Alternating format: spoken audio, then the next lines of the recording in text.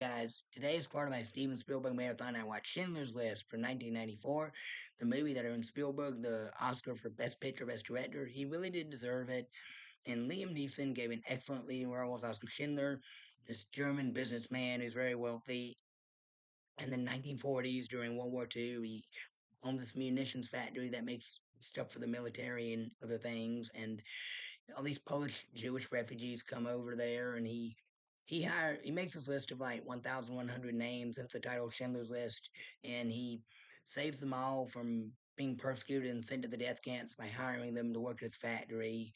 And these people that his government's ideology has brainwashed him into hating, he learns to love and respect, and he eventually does the right thing by saving them. And one of the things that encourages him to do the right thing is spoilers. This little girl right here on the cover in the red jacket. This movie was shot in black and white, and I like the black and white cinematography because it makes you feel like you're actually there back in time and that this was a documentary and not a movie. But the little girl, he sees her walking around during this scene where he's witnessing all these like innocent people being gunned down in the streets by the Gestapo, and then in another scene later, he sees the girl again, and she's like lying in a wagon, dead, along with these other corpses, and he's got a look on his face like he can't believe what's going on, and that's when he decides to do the right thing finally and save these people.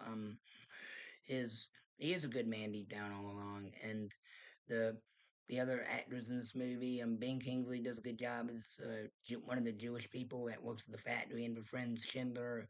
Caroline Goodall, I think that's how you say her name. She plays Schindler's wife, Elsa. She's good in the role. And Ralph Fiennes, he plays this Amon Goth, this real life like labor camp, death camp, whatever commandant who's always seen like murdering and torturing these these Jews in the camp when they haven't done nothing to him. And is in one scene where he's in the middle of making love to his girlfriend, who's a Jewish woman that he's like abusing and forcing to be his mistress. And he jumps out of bed and picks up a rifle and starts taking pot shots at random prisoners. And just a sick man. And but Ralph Fiennes really played this character. Ray Fiennes, whatever, he played this character very well. A great villain performance. And I'm glad he got his just desserts when he was arrested and hung for his crimes. I'm glad all the war criminals who were busted after the Allies came and saved the day got what they deserved. I really wish Hitler had his butt kicked, but he took the coward's way out. But the final goodbye moment between Schindler and the Jewish workers, when they give him this ring with this inscription on it, and he breaks down crying because he didn't save. He said, "I could have gotten more out," and they console him before he leaves, because even though he was did the right thing, he was still working for this evil government and would have been like arrested as a POW. So he went into hiding.